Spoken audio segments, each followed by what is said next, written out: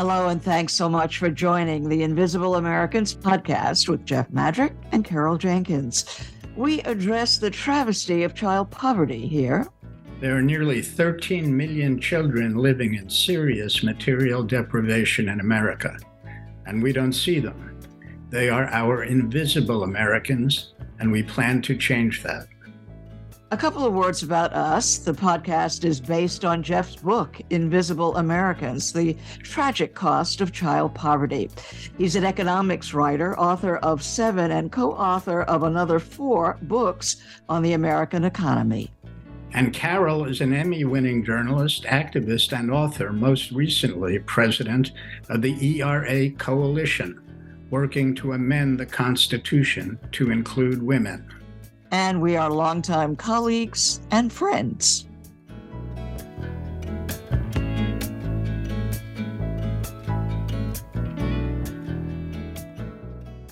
In honor of Pride Month, June 2024, we are pleased to present this discussion about LGBTQA plus youth in the foster care system.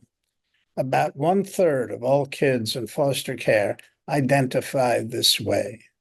Our thanks to CASA-NYC, the nonprofit that works to ensure that children in the system get the attention they need. CASA has partnered with us to share their compelling and informative virtual presentations that took place on June 18th.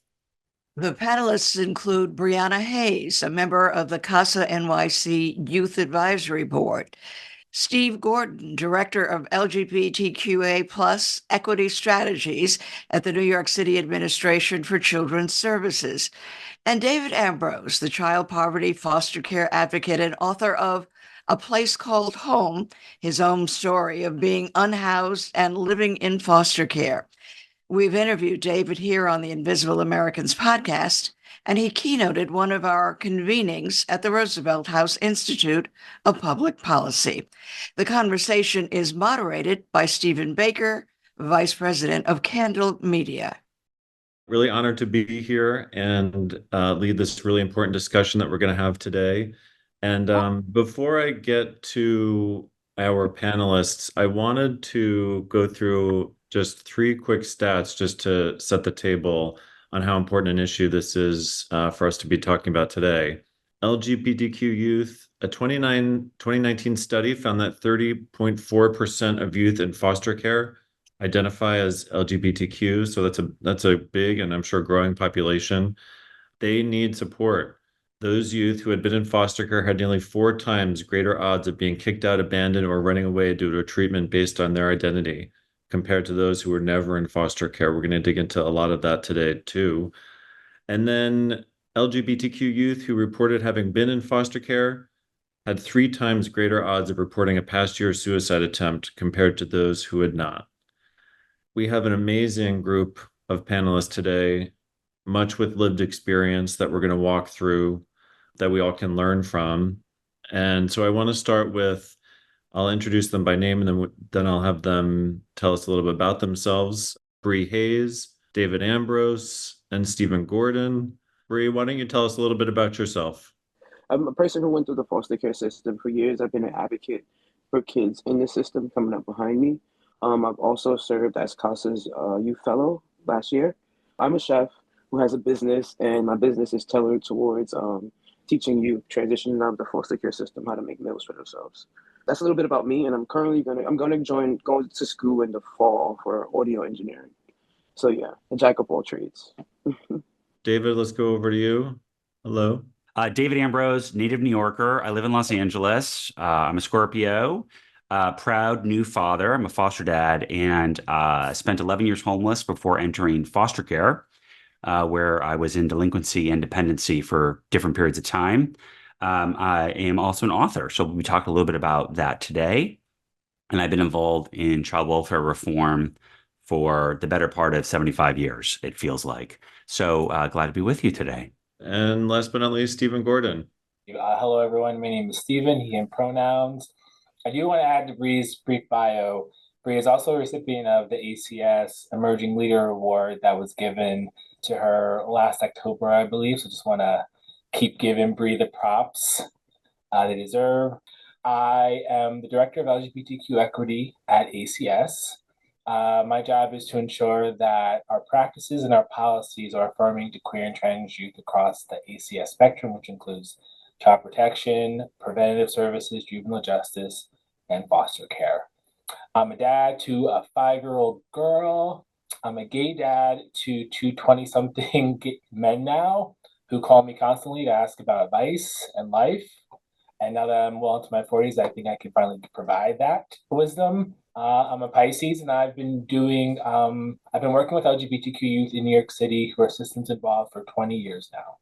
Awesome. Thanks, Stephen. I want to go back to you, Bree. Let's start from the beginning and really just set the table for everybody. What does LGBTQ plus stand for? Why does the terminology keep changing? What should people know about how folks identify now?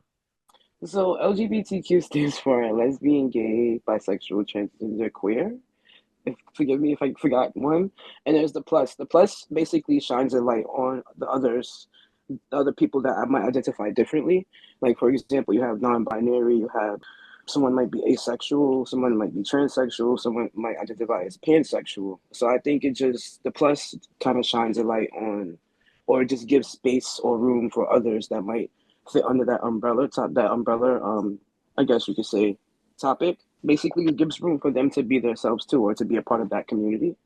It's always changing, so we put a plus just like I said, to shine light and just to give someone who is like myself or who might not identify like myself a space to be in that same community. Like I said, it's always changing. Someone might want to be called wolf today, and maybe they want to be called boy tomorrow.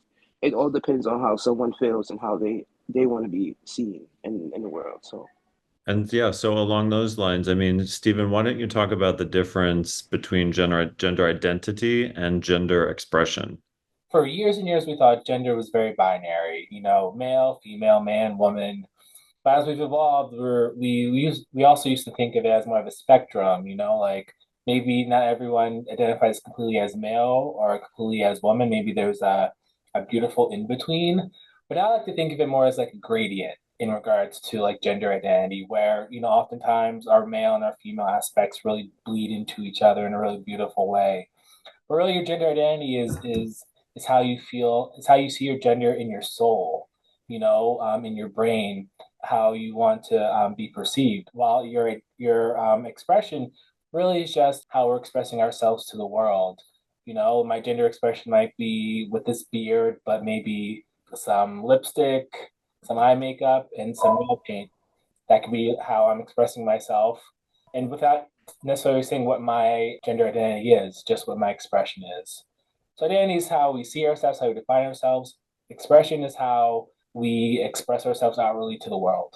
And when we talk about LGBTQ youth in the system, I mean, talk a little bit about, just reflecting on some of the stats that I shared, the difficulties surrounding those youth. Sort of what are you seeing on the ground? And then, Bree, I want to get into your lived experience, but I'm just curious if you can elaborate a little bit on, the treatment and the otherness that those youth experience. I come from the Runaway Homeless Youth World originally, where there's always perceived to be a disproportion of unhoused young people that identify as LGBTQ, and that estimate's about 40%. When I came into child welfare only about 5 years ago, actually, we were thinking that actually might be near that same percentage of about roughly a third of young people, at least in New York City, identify as on the LGBTQI plus spectrum. And so, marginalized communities that are in the system are already having a hard enough time. A lot of young people in foster care are coming from homes that might be drug riddled, might have a lot of police involvement, maybe coming from bouts of poverty, likely traumatized folks. And if we add on the whole idea of also a large amount of people in foster care, young people identify as Black or brown, which is another like intersecting identity that we're layering on top of the trauma, on top of being in a system. Then if we layer someone's gender identity or sexual orientation, that just gives a huge confluence of just having to deal with a lot of issues. And so I think a lot of young people who identify as LGBTQ that are in foster care sometimes may not have an adult that they feel comfortable or safe with.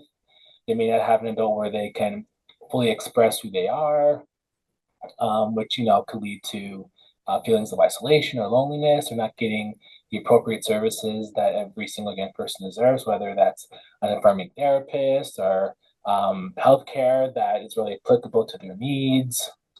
I would say, LGBTQ young people, while we've made so many leaps and bounds, just I'd say in the last 20 years since I started this work, we have a long ways to go into really educating every worker in how to make a young person feel safe, no matter what their identity is, no matter what their sexual orientation is. Yeah, and I think a big part of that, right, is sharing these experiences, applauding everybody here, because I think part of this movement is really learning so that when the time comes, you sort of can reflect on these experiences that you're having. Bree is someone who has grown up and faced this firsthand. Bree, what was your experience? And I think really start from the beginning, as a foster youth, did you understand your identity when you were in the system at first? How was that received? I totally understood my identity and my gender expression when I got into the foster care system. I think it was one of the main reasons why I went into foster care. My mother she couldn't accept me being gay, and one of the reasons why I went into care was because of that. And I think my first experience with the system was when I went to the children's center at the ACS, the ACS Children's Center on 28th Street. And this is after I talked to a social worker, after I went upstairs and realized that I wouldn't be able to go back outside. Um, there was this woman there, and I think she seen my gender expression, and she kind of asked me, instead of asking me, do I want like panties, she asked me, that I want boxers. So that was one thing that kind of stood out to me, because it was like, okay, I might not be going home today, but someone cares about how I identify. So that stood out to me. The second time I had, like, my experience with was with a foster parent, and I think she heard my name, because I had been living in the DRC for about like 9 to 10 months, maybe a year. They asked me if I wanted to go to a group home or a foster home, and I said I want to go to a foster home because my whole experience had been like institutionalized. Everything was being buzzed through a door, having to stay on a level to earn something.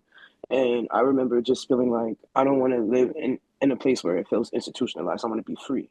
So when this woman, they told me that they asked me if I wanted to meet my foster parent. And I was like, yes, I would love to meet her before I go into her home. It had been my first foster home, so I was definitely eager to meet her. And I think because she heard my name, Brieanna, she thought I was going to be like this little pretty little girl that was like flowers and butterflies and stuff like that. And when she met me, she was just like, "Oh, your name is Brieanna?" And I was like, "Yeah, I'm Brieanna." Like unapologetically me. And I think it was hard for her because she was a God-fearing woman. She went to church every Sunday. It kind of like stood out to me that she never asked me to go to church. I was raised Christian. I was raised in a Christian church all my life. So her never asking me to go to church made me feel like it was because of the way I expressed myself or my identity. I remember just having to be like the hard to place kid because I was older and I was expressing being gay. And I think this was a little bit before they could have affirming homes. People would deny me a home because I was lesbian or gay, that people didn't want to express to their, like, this lady had a daycare center. She didn't want me to live in her house because she didn't want to have to tell the kids, why am I a boy or a girl? Have the kids ask me, am I a boy or a girl? So that's been my experience going through the system. And I think a lot of the times I didn't have places to stay, or would be like in the agency just sitting there because of my gender expression or my gender identity. And Bree, what were the ages that you were in the system? I was in the system from age 14 to 22. Mhm. When the woman who you said went to church, talk to us about some of those conversations or conversations you didn't have at that time. What was that like? Well, it was for me, my experience at her home was you have to leave at 6 o'clock in the morning because I'm going to church to Bible study. And realistically, the woman would be boarding a bus to go to like Atlantic City to gamble at 6 o'clock in the morning, and I would be outside. Like I didn't have any I didn't have a sense of belonging yet. Like I wasn't enrolled in school yet. I was just fresh out of a DRC, a Diagnosis Residential Treatment Center. I didn't have any connections. The only connection I had was this card that this lady, because when I was in a group home, there was a organization called Voices Unbroken, and they used to do poetry classes. And it's the woman who did the classes, she gave me her card. And I literally just had this card, and I would have to find my way. One day I had to call her and tell her like, I'm outside. I don't have any food. I'm kind of hungry. I need water. I really just need a Metro card so I can find some business or give myself something to do. And this woman came and she got me. And literally, she walked from one side of the Bronx to the other side of the Bronx. And when I got to the other side of the Bronx, it was the Next Generation Center, where basically would keep me out of trouble in the mornings. I would go to this place. It opened at 9 o'clock, so I would have to kill time for 3 hours and find a place. Just take the bus straight to the center. Even if I had to ask the driver for a ride, I would take the bus straight to the center and kind of like spend my time there and kind of like try to like be better in that space rather than being in the just outside. And I realized that the community where I lived at with this woman would take care of me more than she would. Like they would ask me, I think she was known for having foster kids and not being there for them. And I feel like the community would often like just check in with the foster kids that she would have. Like, so it'd be like, oh, did you eat today? Are you cold? Do you want to stay with me in my house until she finally lets you in the house? Like stuff like that. That was my experience. And I feel like she's never talked to me about going to church. I think she just looked at me and was like, no, you don't want to go to church. I wouldn't take you to church with me. Yeah, you said something a minute ago about it. These weren't affirming homes. And I wonder if everybody wants to put a definition around what an affirming home is. Bree, we can start with you. Yeah, I think an affirming home is just a home where it's like your sexual identity or your gender preference doesn't matter.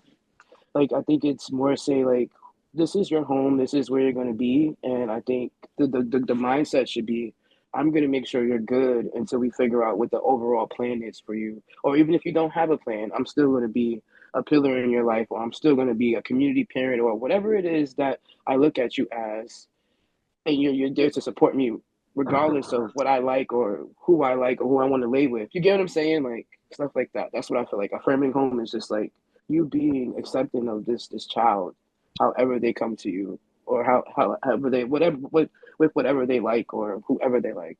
David, you want to jump in? I second everything Bree shared, and I would just add the headline of I don't need your tolerance. I just don't need your tolerance. Kids don't need to be tolerated. I tolerate the traffic in Los Angeles. It's the cost of getting from point A to point B. Kids need just unconditional love, and not just queer kids, but all kids. And it always confounds me that people are confused by that. I just am exhausted by people's tolerance. Kids need love, direction, and guidance. And so that would be an affirming home for me. My sexual orientation shouldn't matter. My hair color doesn't matter. My rather adorable outfit shouldn't matter. It should just be a home affirmed by love and support and direction. So that's what I would add to Bree's kind of more comprehensive and thoughtful answer. Stephen, coming over to you. Yeah, well said by both David and Bree. And yeah, the word tolerant really we should eject it when we're talking from our vocabulary when we're talking about queer and trans youth, and really the word of unconditional acceptance across the board. All foster children have had it rough, have been through a ringer of some sort, and it is our responsibility as adults, me as a worker, as foster parents, to really accept my foster child, no matter what their orientation or identity is. Great. Thanks, Stephen.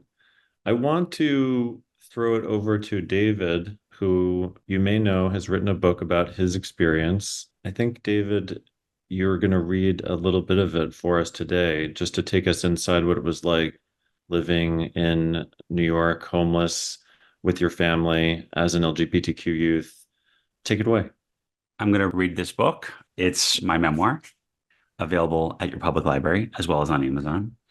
And I'm going to read a part that I usually don't read in the book tour that I've been on. I'm going to read about the first placement I went into. When I went into foster care in the 80s, queer children were considered high risk. And so we were not necessarily put into foster homes. We were put into delinquency facilities. And I was immediately placed into a kiddie jail. And I was 11, and the youngest other kids were in their late teens. So it was a very scary and violent place for me. And I'm going to jump right in. But the story is we've just come off my first couple days there, and we go into group therapy with the site's group therapy leader. So with that, I'll just read just 2 pages, and then we can talk more. And I think emotion is a superpower. So you'll hear it. And I am super powerful. In the dining room, we sit down with James, our staff supervisor and therapist, in a circle of chairs. The kids sit next to each other, leaving a few seats on either side between them. It feels like I'm the only one here that doesn't know anyone, without a friend, without someone to watch my back. I take an empty chair far away from the others at the end of the curved line. This is your chance to share what's on your mind. You've all been through this before, so let's hear it, the supervisor, James says. Miss Ambroz, why don't you start us off? I'm not a miss, I say. Excuse me, the staff person says. You said Miss Ambroz, why don't you start us off? And I'm saying I'm not a miss. I clarify. Voices ring out from the circle. That's debatable. Faggot, homo. Being labeled gay feels riskier here than anywhere I've ever been. The boys here are on edge, ready to attack any sign of weakness and any perceived difference. And having a staff member call me miss does not help me. But for some reason, the staff has it in for me. And it's obvious that it has something to do with the core of who I am. It's not the first time I've been called out as queer. The first time was in 5th grade in the parking lot of PS22. I jumped in to play a game we call Leggy, which involved bouncing a ball off the ledge of a building and pushing kids out of the way violently to catch it. Once time, I got bulldozed by another kid and called a fucking fag and shoved to the ground. I've been called names my whole life, but never by an adult in front of other kids, as a staff person is doing now. He is our assigned therapist, but he's an asshole toward me since the moment we met. I sense that I remind James of himself, and he's angry at me for that. Fag, homo, they keep taunting quietly. Not quite quietly enough. I look at James wanting him to stop this. He started this by calling me Miss Ambroz, but is he going to let kids here call me these names? Are you going to do anything? I ask him indignantly. Can you please skip the drama, he says, and just share something? I'd like to share that I am not a woman, that I am a man, that I have a penis. I'd like to say that. He cuts me off. Enough. Jesus Christ, Miss Ambroz. Always with the drama, he responds. You did it again, I yell. I am not a miss. He marks me with demerits and sends me to my room without dinner. Everything in this facility is demerits. Upstairs, I go and I take a shower. I'm drying off from the shower when I hear the stairs of this building moan and groan under the unwelcome feet of people rushing up them. It's like thunder. Nobody should be on the floor at this hour. They should all still be downstairs having dinner. I'm supposed to be safe here, but I sense something is wrong. I'm supposed to be in the protective custody of the state, but after 12 years of abuse, I can smell violence a mile away. I know I'm in serious danger. I slam the room's door shut, still naked. None of the doors in this place have locks, so I push a dresser in front of the door. Moments later, a storm of pounding and hollers rattle the door, the wall, and my very world. What's wrong, fag? The boys taunt. Let us in. The door shakes in its frame. I'm still naked, but I scan my environment for a weapon. I try the brass lamp, but it's bolted down. They shout fag this and cocksucker that. There are at least 4 staff members on the first floor. Surely one of them hears this. They've got to come to my rescue. I scream at full volume, help. My only screams seem to egg the boys on. Eventually the door falls open. I stand there facing them, cupping my penis. Fucking douche, running away like a pussy, one of the boys yells, striding toward me. It's the kid I've watched play basketball. I don't know a lot about him. He's usually mellow. I sometimes sat next to him at meals because he's quiet. Look at her, they say, covering up her twat, another one yells, laughing as he throws me to the ground and kicks me. I yell again.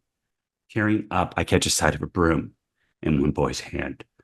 Tara shoots through me. He walks past the others and kicks me over onto my back. Sitting on my chest, he uses the knee to pin my arms to my side. I thrash and squirm, desperate to break free. The broom is threatening in his hand, the rounded handle pushing toward my mouth and my throat. Facilities like this take a bunch of pubescent boys and isolate us without sex ed, without privacy, without any outlet for self-expression or true therapy to deal with the traumas we have faced. I don't blame the boys that are attacking me. I blame the poverty which we are born into, a cycle of poverty of hope, a poverty of opportunity. We are trapped in a cycle of poorly governed public programs, unsafe neighborhoods, failing schools, intergenerational violence, and a social script we are primed to follow as if we have no cognition. Is this what you want? Please don't, I say quietly. Enough, I hear from behind the boys. It's James, the staff member. I see him standing there leaning against the door and realize he's been there for a little while. I wonder if he's egged them on. The boys filed past him, and I sit there on the floor.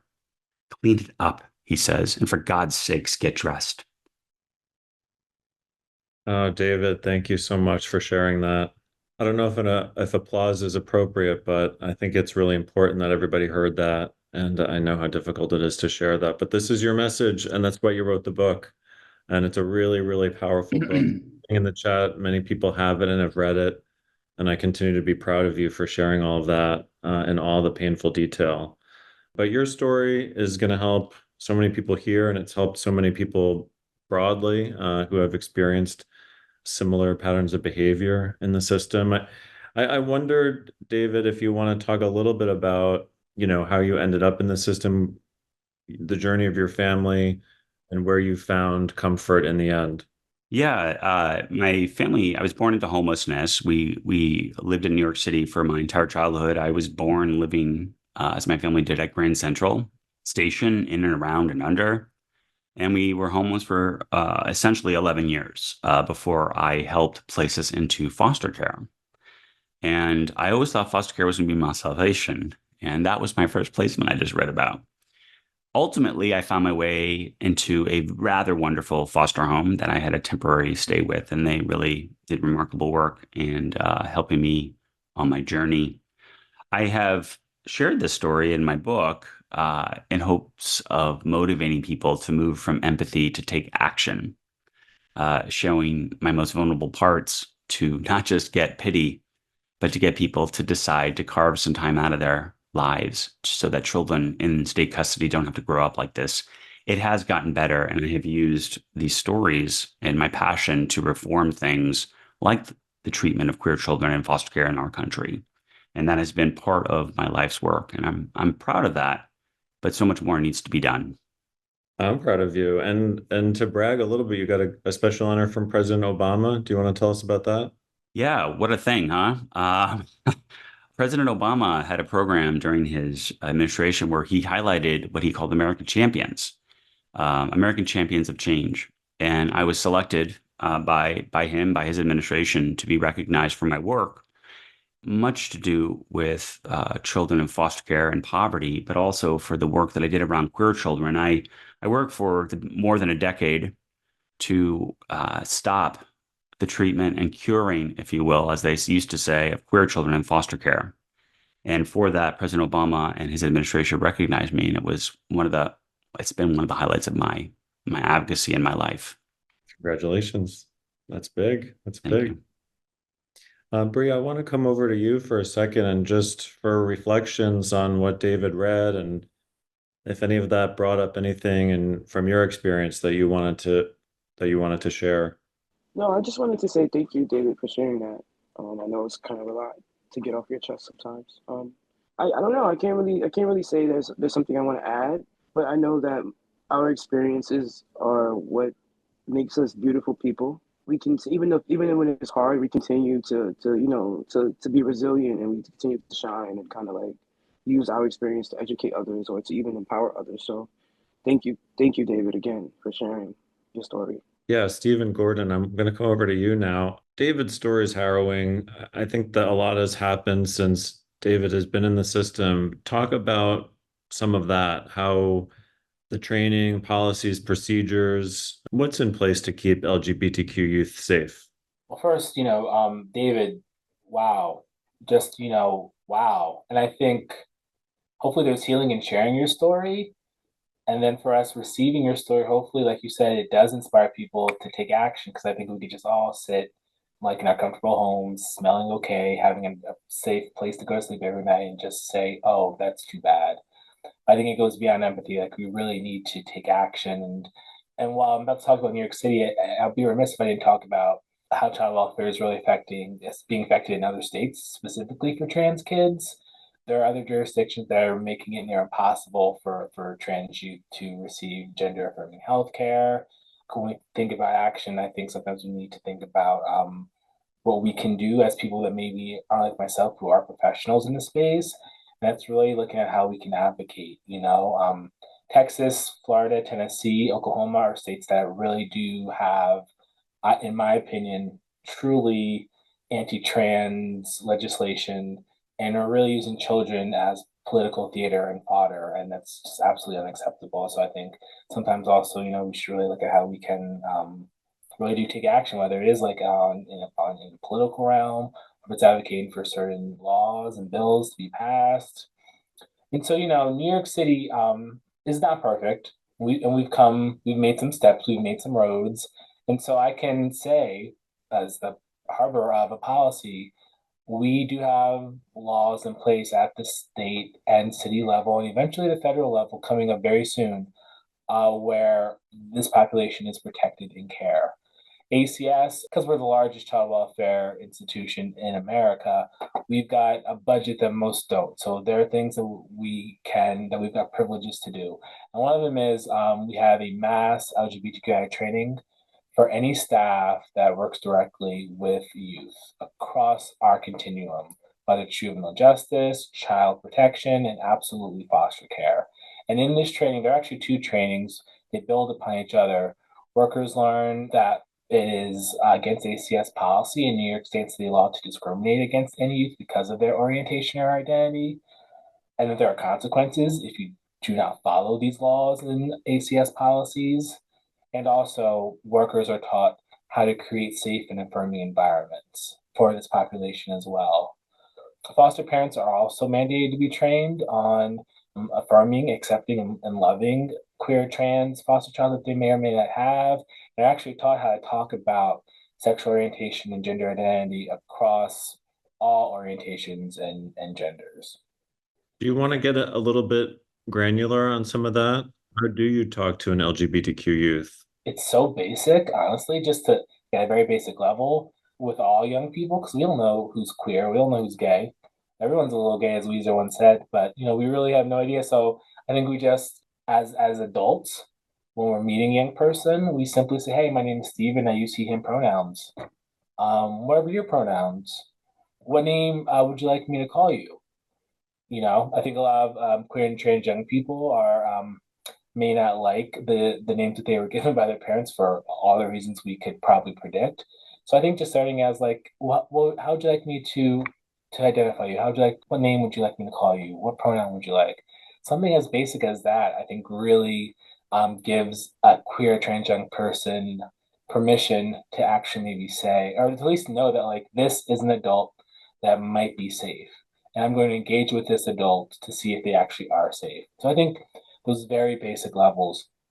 I think, in our offices or in our foster homes, like having LGBTQ paraphernalia is really critical, whether it's like a flag or an upside down triangle. And we at ACS have these stickers and posters that we call a safe and affirming home, where you could put it up anywhere, out at your desk, hang it up on your wall in your home. So I think like simple things of just like signage and engagement are really the keys to laying a foundation. And also I think just realizing that the LGBTQ youth are not actually very different than a heterosexual teenager or a cisgender teenager. They just want to be seen and loved. And I think if you allow young people to tell you their story, I think that's where we can actually really then connect with LGBTQ young people across the board. Tell me about yourself. You're the expert of your experience. I would love to hear about that. I think something as simple as that really opens a floodgate of trust.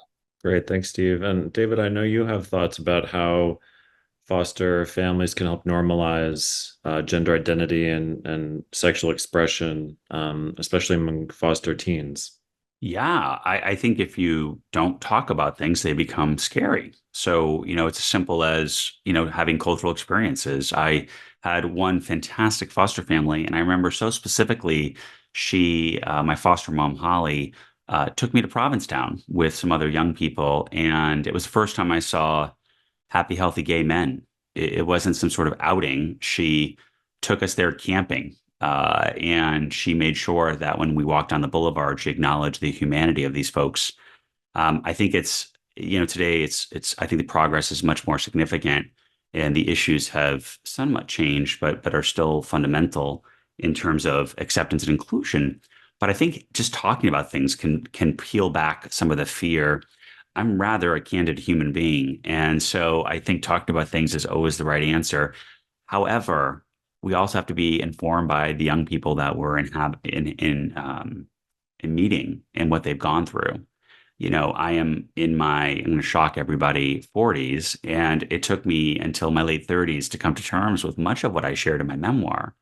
I think each young person that comes through, even with a tolerant family, is taught a very profound lesson when the media is debating our very humanity and whether or not we should be full, equal human beings and citizens of this country. That lesson is loud and it often drowns out moderate love. So I think we have to be outrageous and loud with our inclusive love and conversation. So I'm a little bit of a more bold person when it comes to talking about things. I don't mean outing, but certainly talking about these issues as if they're not something scary, negative, or taking young people out to things that are diverse. It doesn't have to be a pride parade, but can you see a play with a character? Can you talk about that play afterward? Is there a film? So I think having experiences can help maybe defang any fear. And then also don't be passive. What's going on at the school? What are their policies?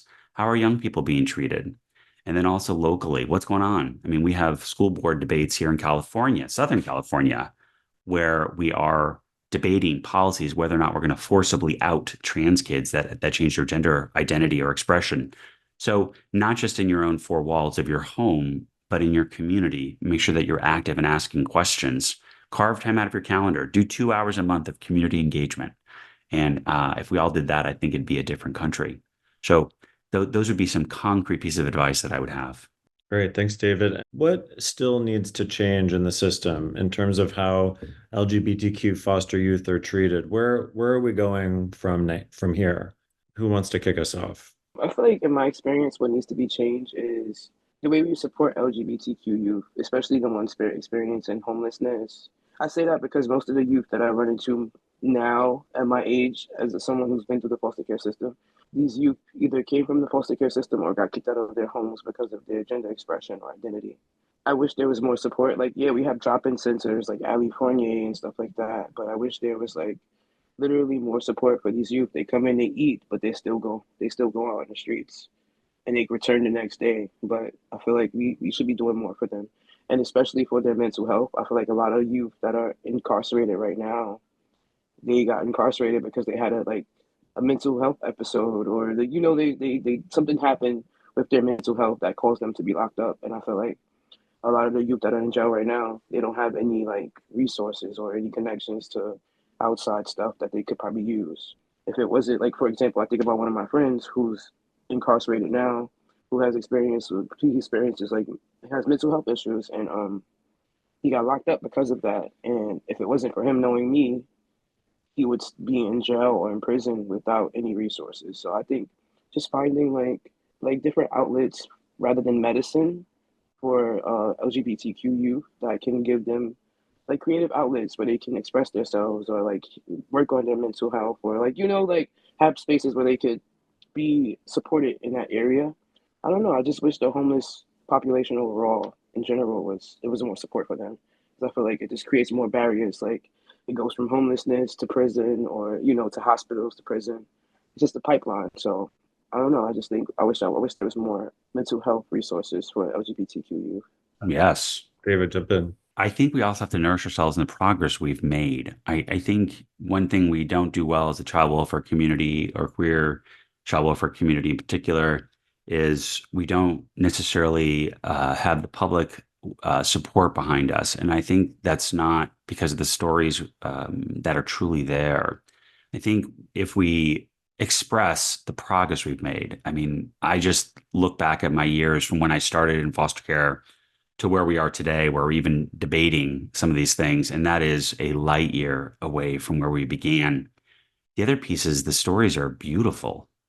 We tend to focus, as understandably, on some of the most troubling aspects, and we should. Those are true. But the other truth is that there's beauty in this community. And if we want to get the public to engage or policymakers to change policy on a sustainable basis ever forward, I think we have to nourish the progress ourselves by the progress we've made and also share some of the beautiful stories that have come out of some of the struggle. So I think there's a richness there that we haven't tapped yet, and that is on us to be storytellers with our community. And then finally, I would just say the organization behind this is, I think, coming into focus. But there was a stat put out, I think you shared it earlier. More than 30% of kids in foster care identify as queer, LGBTQ plus. If any other group was 30% of a system, there would be a national plan of action. 30% of the clients of the system. And there's where's the national plan of action? Why are we 3 times the population overrepresented in the system? And the stats for, transgender and queer kids of color are even worse. So I think we need to also realize that we are a power in numbers, and the system needs all of our allies too need to step up, and we need a national plan of action to deal with the overrepresentation of queer children in the system, affirming, but also turn off the tap. What is going on in our communities that's leading to this? And we need leadership on that. We need to organize and not just be this or that, but 30% of a population is a dramatic number. And in that, there's power. Yeah, David, you touched on the national plan. Is there anything more specific that you want to share in terms of what groups like CASA should be advocating for? There is so much going on. We have an amazing administration in terms of the allyship. But I think as we trickle down, foster care is a state as all of us know, state and local administrated system in terms of the implementation. There are court cases that are going to decide whether or not foster parents can discriminate. All that is super important. What I think we should advocate as CASAs and a community is to get out of the debate about whether or not this person or that person should be a foster parent. It's gonna change things on the edge. Do I have an opinion? Absolutely. But what if instead we had a national campaign and effort to recruit loving foster parents? What if we just did that? We could flood the zone with people that have been informed or exposed. What if each CASA in this country had a conversation with 15 people in their life and said, have you considered? And got them to a meeting. We would end the need for discriminatory foster homes because we would just simply be overwhelmed by loving and inclusive parents. And we could get out of the debate that the right has set up for us to have, which is to just chew and scream at each other. Let's flood the zone, not with misinformation, but with love and people that are inclusive. And we can do that as individuals. CASA are just amazing volunteers that are just insane enough to dedicate their time and energy to someone that's not even related to them. Let's ask them to do just a wee bit more. And then maybe the national organization and state organization to do some of the work to recruit different types of foster parents to step up with love and respect for everyone's already done it. Because if we get into that debate, we're not going to win. We may not lose, but we're not going to win. What if we flooded the zone with love? And we can do that. I think CASA is Dumbledore's army, and I think we need to be called to action. Great. Thanks, David. Stephen, you want to jump in? Yeah, so eloquent, Bree and David. I'm going to get wonky for a second. I love the idea of flooding the zone with love, and I think to do that, we also need protections in place.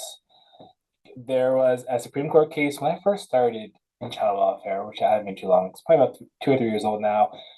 Philadelphia versus Fulton, where the Supreme Court ruled that this foster care agency in Philadelphia could legally discriminate against same-sex couple foster parents, and so this no one was surprised by this by this verdict, given the current makeup of the Supreme Court. What was so amazing was the flood of, as David said, love that came affirming all kinds of foster parents and affirming LGBTQ youth that are in the system. And so I do love the idea of looking at where we're coming from, where we've been, and where we're going. A lot of young people do enter foster care because of their gender identity and sexual orientation. So that means that we as a system need to provide better resources for families that don't know how to affirm their child for cultural reasons, for religious reasons, for community reasons. And so really providing community with concrete supports to do that, I think is really, really critical. It can really mitigate the number of queer children going into foster care. I also think that like workers need to really know how to empathize with queer and trans youth who might be in a difficult family situation, and recognize that if a parent is not affirming, that if a parent is transphobic or homophobic, that needs to be noted and addressed in like a clear, concrete way. And that way might sometimes come down to a removal and entering a child into foster care.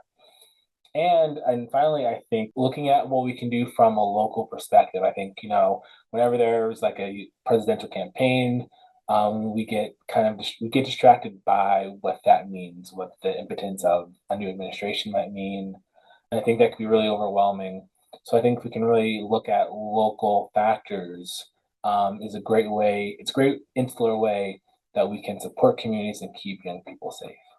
Yeah, I think, what you just said, empathy goes a really long way, right? In terms of understanding where people are coming from. Final question, and Stephen, you sort of answered this just now. What advice or any other final thought you want to share with the group in terms of affirming LGBTQ youth, or how they can support them in ways that make them feel safe? Stephen, anything more you want to add there? And then Bree and David have said it, and I'll say it again. Just be an open adult. Let young people know that, you've got a diverse friend group, that certain communities and ideals and causes mean a lot to you, and that, you're a person that loves and accepts all people because you have been loved and accepted yourselves. I think just really sharing our humanity is a great way to let a youth know that you are a safe adult. Bree? Yes, I totally agree. It's like what Stephen said earlier, coming into the conversation by acknowledging what your PGP is and getting them to express what their PGP is.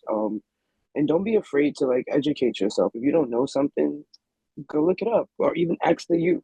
They might have all of the information that you need. And also learn the language that you're supposed to use with youth like that identify like me. I feel like it's like getting to know a regular person. Just because we're LGBTQ doesn't mean like you have to be on super or better to get to know us. Just be yourself, be your authentic self, and be receptive to me and what I might come with. That's it. That's all you have to do, is to show up as you and be willing to be there for me and constantly show up for me, even when I'm wrong or when I overdo it.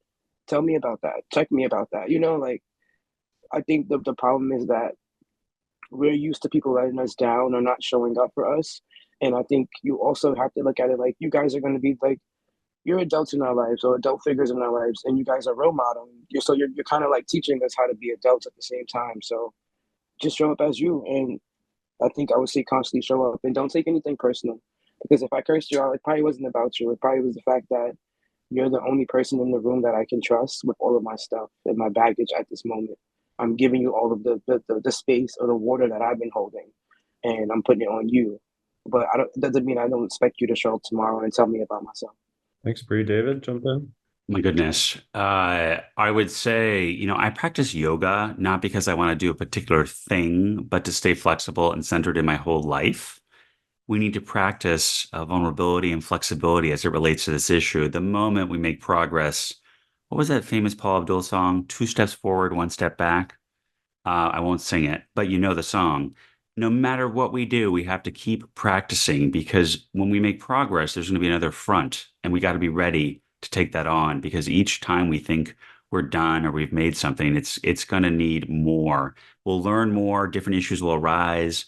or we'll have some retrenchment. So whatever it is, realize that we have to keep exercising that muscle and be ready for an ongoing fight for true and full equality. Whatever issue we resolve, there will be others. So that's what I've realized in my efforts at reform is the work will never be done. And that's the beauty, isn't it, of advocacy and this work that we're all blessed to do. Great. Thanks, David. And I think that's our time. And I want to thank all of you for being here, all the CASAs, all the volunteers, everybody who's helping keep LGBTQ youth safe. I want to thank Carrie and her team for putting together this amazing panel and our great panelists, Bree, Stephen, and David. Thanks, everyone.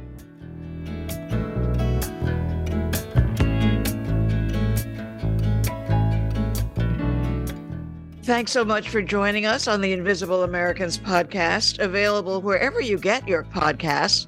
But we urge you to visit our website for transcripts, show notes, research, and additional information about our guests and their work.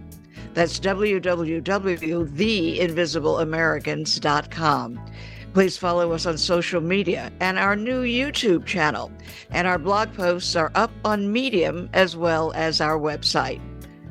That's www.theinvisibleamericans.com. Jeff and I will see you the next time.